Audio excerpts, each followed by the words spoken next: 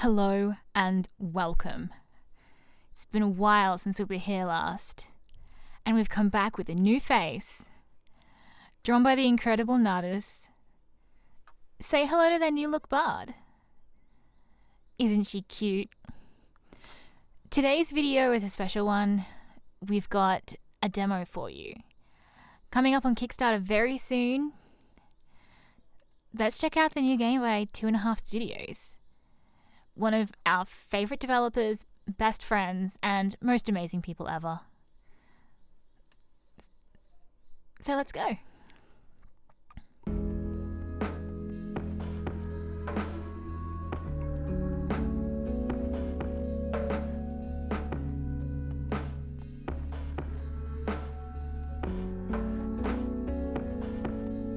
How pretty is this GUI?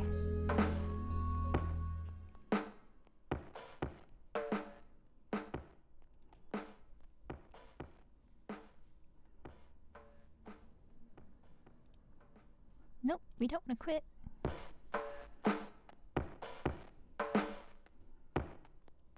We want to begin.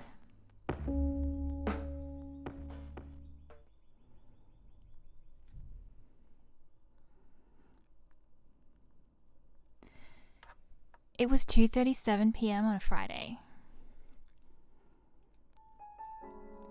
On this specific day, at this specific time, a funeral was being held. He was so young. How unfortunate. There would be many more Fridays. Many more days where the clock would tick over to 2:37 p.m.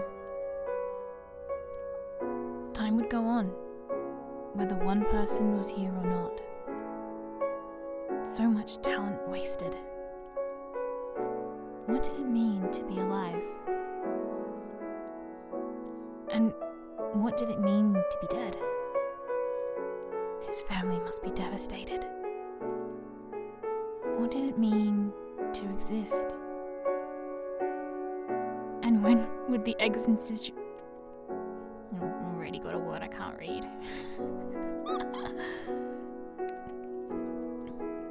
Existential dread finally cease.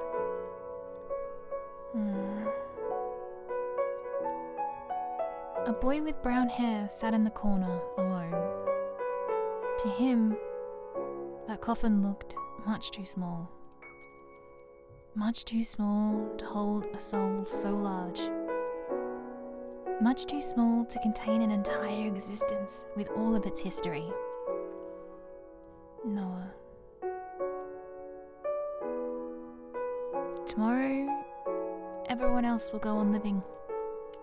Tomorrow, everyone else will forget.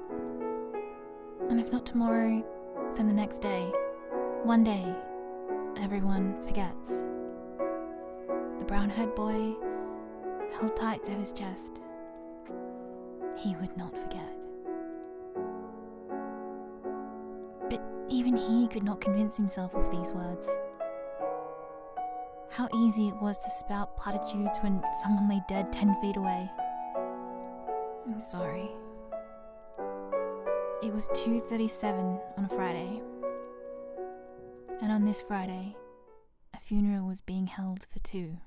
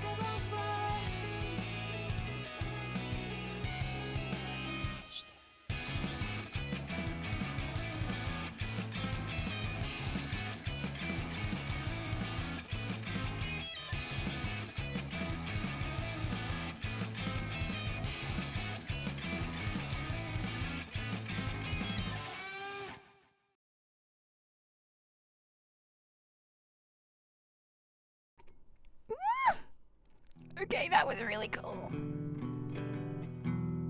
That was so cool. So cool. Okay.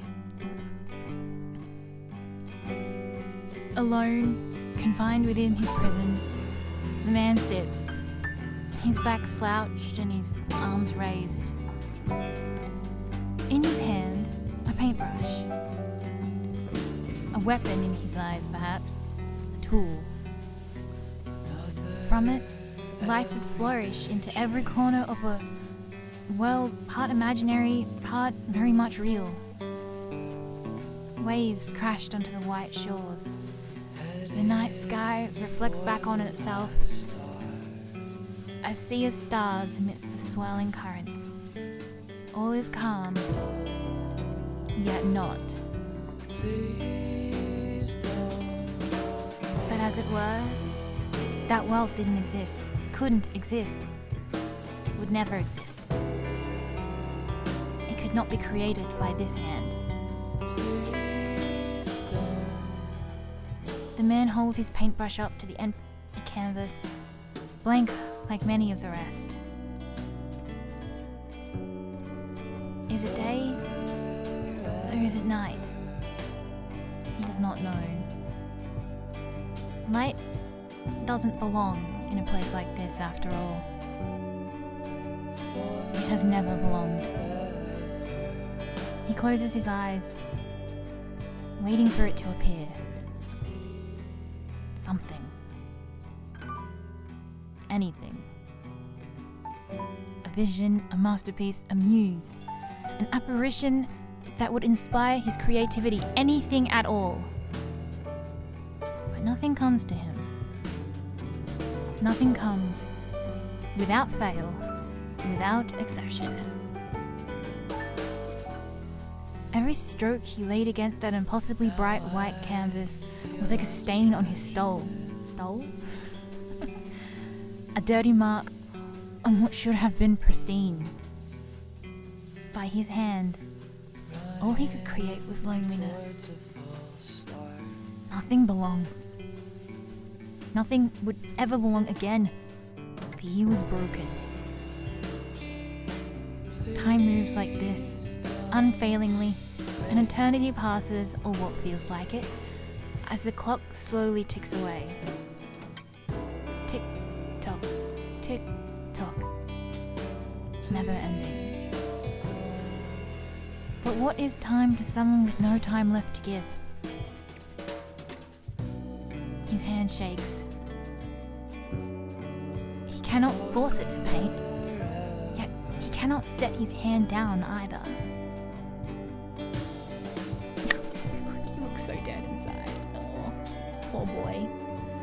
Behind his closed eyes, he wards off a tiredness he can feel at the edge of his consciousness. Perhaps a dream would help him to paint. Perhaps if he simply allowed himself to be carried away in that star-filled ocean, inspiration would strike. Or perhaps it would take him away from this world and finally bring him peace. Yet he opened his eyes, denying the very thought. Anything but that. Anything but a dream. Was it fear? Hate? Disgust? No, it was more. Much more. This was no base emotion. This was something far more deep, far more sinister. The minds of men were warped beyond recognition. Their being had become wholly evil. During the day, they wore masks to hide their intention. But during the night, inside their dreams, the masks would fall. What was once pure and bright was now corrupt beyond repair.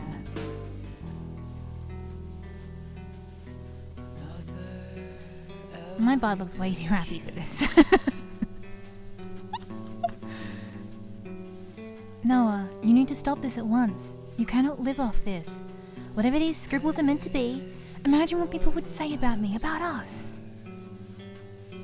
Why can't you be more like your brother? It's about time you grew up You're not a kid anymore. Go throw all your stupid little books out already and give this up. No, this is all I have. All I have left. This is all... Oh, look at that! That's so cool! This is all his fault. Look what he's done to our son. This is really cool. How have they done that? Man. These devs constantly amaze and surprise me. Please. I need something. Just one thing. Let me have just one. A letter laid at rest on the table, unopened. He lacked the courage to open it, too scared to read the words that would shape his life. His fingers, trembling, came ever closer until the feeling of the textured envelope brushed against his fingertips. It felt like life. It felt like the future. It felt like the one thing that could pull him out of the deep pit he'd found himself in, slowly being buried alive. He opened the envelope in one fell swoop. Words spread across the page, perfectly ordered. He suddenly felt as if he'd lost his ability to read. In that dim light, he tried anyway.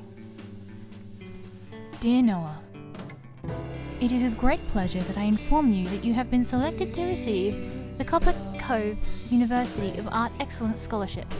Well, that's a mouthful. Each year, only one student is chosen statewide to receive this scholarship through a process of portfolio presentations, interviews, and recommendations from prior instructors. The Copper Cove Academy of Art Excellence Scholarships provides full tuition for your years at our school. Please note that students with this scholarship must be enrolled fully and maintain a 3.5 grade average to continue to receive their scholarship.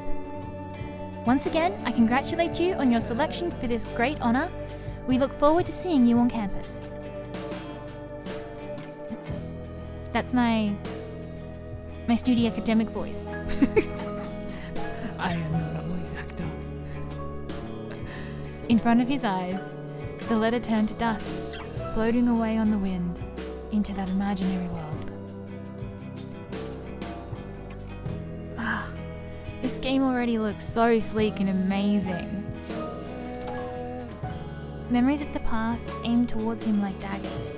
They pierced his flesh, but that didn't matter anymore. He was used to it. In fact, he sometimes wondered if he enjoyed it now. The pain spread through his body, but at least he could finally feel something.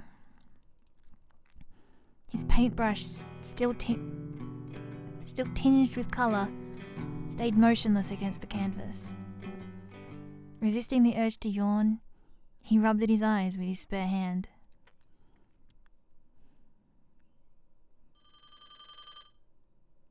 A ringing sounded through the darkness, echoing through the soulless house. This background! Oh, this background is amazing. No one was around to pick it up. No one except... Go away. Kept ringing and ringing, then ringing some more. Then it stopped. Ah! And then it began again. Go away. Noah clutched at his head. The ache only made worse by the constant sound that pierced his ears. He wanted to ignore it. More than anything, he didn't want to answer the phone. But the caller was stubborn, and Noah was easily irritated. Oh, that's a mood. From his seat on he stood from his stool, dropping the paintbrush to the ground. It clacked against the wooden floor, paint flying across the planks. Just more added to the already growing collection. At this point, more paint was splattered over his house than there was on any canvas. Slowly, each step deliberate, he walked towards his phone. The model was old, the same one he'd used since he was a teenager. He looked at the number on the illuminated screen, but he didn't recognize it. Still, the ring continued. I should just turn this stupid fucking thing off. He stared at the screen, the light burning his eyes.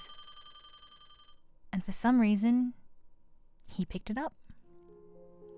Noah, is that you? What do you want? How did you get this number? It's me, your dad. Can we talk? I answered the phone, didn't I? What do you want? Please, it's been so long. What do you want? Your mother has just passed away. Please come to the funeral at least. Noah removed the phone from his ear and slid his finger down along the screen. It went silent. The other person never to know what happened. Without a second thought, he switched the phone off and dropped it into the rubbish. Wow. So she's dead. His voice lacked any emotion. Whether this fact made him happy or sad, no one would be able to tell. He walked back to his easel. On it, a still blank canvas, waiting to be brought to life. He threw it to the ground in a heap with the rest of the abandoned masterpieces before sending his foot crashing down towards them, breaking them in half. One after another, he smashed them into pieces soundlessly. Not a word or a cry escaped his lips, only a silent fury. Not at his mother's passing, only aimed towards himself. Finished, but not feeling any more fulfilled, he dropped to the ground and curled into a ball. His eyelids felt heavier and heavier, until finally he found sleep.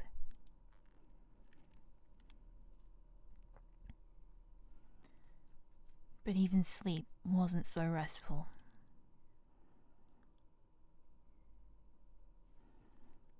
Noah awoke to the sound of a key turning in a door, then the same door opening slowly. Footsteps started off slow before they sped up, coming directly towards him. But he didn't flinch or turn to look at who it was. If someone wants to kill me, let them. If they want to steal any of this shit, go for it. I don't care anymore. I don't care. So just let me die. Noah? What are you doing on the ground? Are you okay? Noah should have realized who it was, yet somehow he felt disappointed. Disappointed? Look at him, he's sexy. Would have been better if it was someone here to kill me already. Ooh. Oh man, everything about this game is just such a departure from everything else they've done. Like, even the UIs, like the way that they've done their novel mode and the way that they're doing their side images, which is what this little portrait here is. It's just so cool. It's so sleek. Go away. I'm resting. You have a perfectly good bedroom, one room over. Come on, let me help you get to bed. I don't want to. Just leave already. Let me at least get you some water. Come on.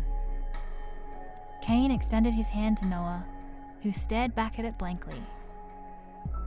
Cain was the same as he'd ever been. Kind, dependable, hard-working, charismatic, funny, popular, sexy.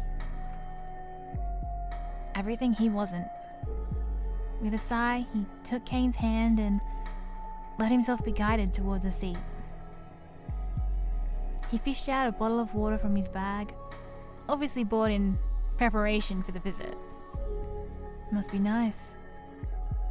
living the kind of life where you buy bottled water. Noah took a sip, feeling the coolness make his throat hurt just a little bit less. Must have been a while since I last drank anything. I didn't notice. Noah. I gave you that spare key for emergencies, you know. I'd say this counts as an emergency, wouldn't you? Noah, this has to stop. You need to get some help. Get outside. I don't know, just... Things need to change. Kane says touch grass. You can't keep living like this. Noah angrily pulled away from Kane, a frown settling on his brow. No, nothing has to change. I'm fine the way I am. I didn't ask for your help, so stop butting into my life. You didn't need to. Look, this isn't like you. You didn't used to be like this, you know? He wouldn't want this for you either. You know that. Shut up. Don't bring him up. He was my best friend too. I'm not allowed to talk about him? No, I'm allowed. He was my best friend too. I'm allowed to talk about him? And I'm certain that this isn't what he wants you to do. A silence spread out between them as both looked away from each other, searching for what to say. Between them was a gap that didn't used to be there once upon a time. How's the painting going? What does it look like to you? Noah shrugged, but continued when Kane stayed silent. I should just give up. There's no point anymore. I can't paint. I'm just wasting my time. Of course you can. I've seen you paint before. I know what you're capable of. Then why? Look around you. Why can't I do it anymore? It's too late. Everything feels dirty. There's nothing worth capturing left. I'm chasing a light that doesn't exist. But look, you have plenty of nice paintings around. Noah looked between them, and they morphed in his mind, becoming too ugly to even glance at. They're nothing. Less than nothing.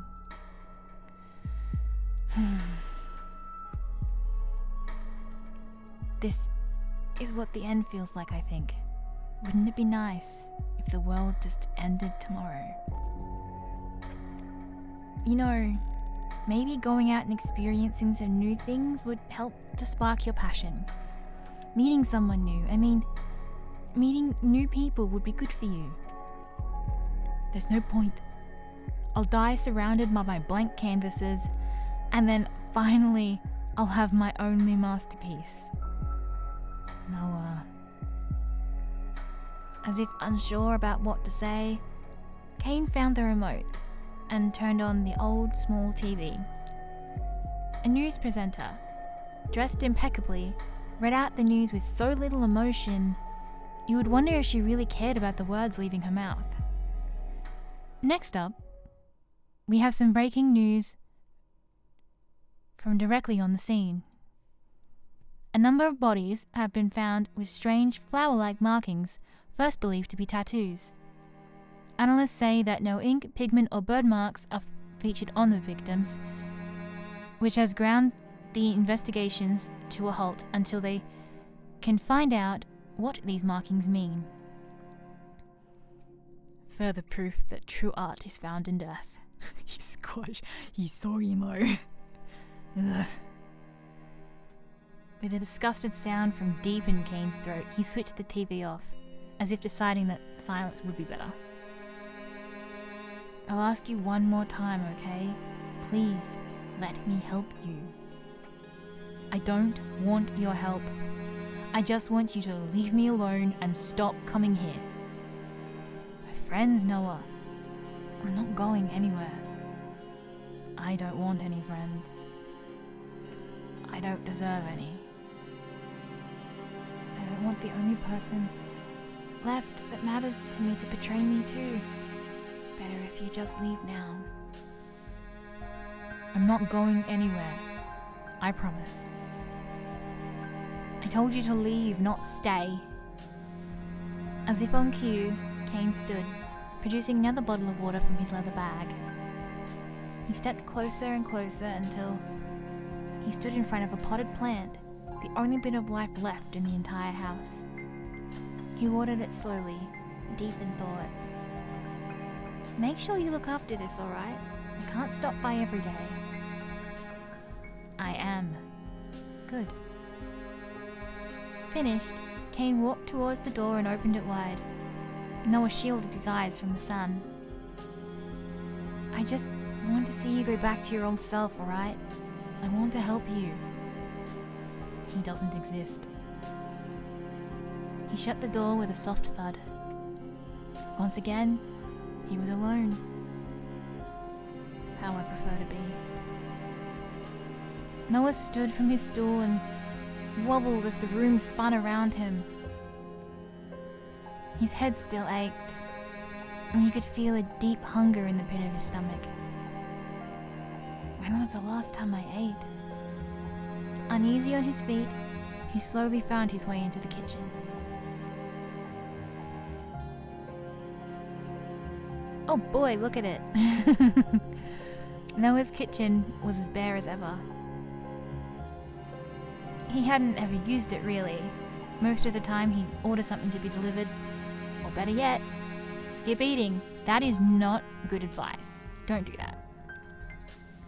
His money was limited, and he'd always put his paint supplies over everything else.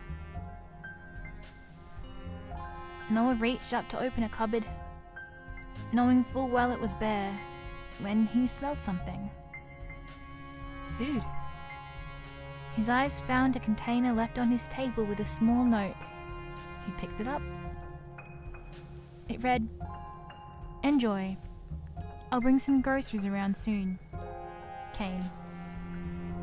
He wondered for a moment whether he should accept it or not, but eventually his stomach won out against his stubbornness, and he sat down at his dining table to eat alone. At his dining table alone to eat it. While he sat, he thought. He really hated it when he thought. How easily he can just come and go when I'm stuck in here like a corpse in a coffin, buried alive. But what of it? I don't care anymore. That sunlight I haven't seen for years, it suits him, not me. My friends, my family, all fake. Twisted, corrupted. Just like me, nothing is pure. Nothing. Except... He brought the fork to his lips, slowly nibbling at the home-cooked food Kane had bought. Still a good cook. He really does have everything going for him these days. Oh! Suddenly he froze, a terror crawling over him. His head throbbed, and his stomach lurched. Then he fell. His fork dropped to the table, abandoned. Whoa! Whoa, whoa, whoa, what's that? Oh! What was that? That was cool! What's happening? The world spun around him until it disappeared, spinning, spinning, filling his body with a dread oh so familiar.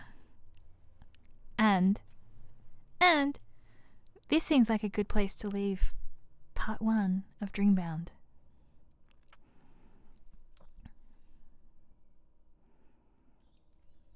I hope you'll join us for the next part.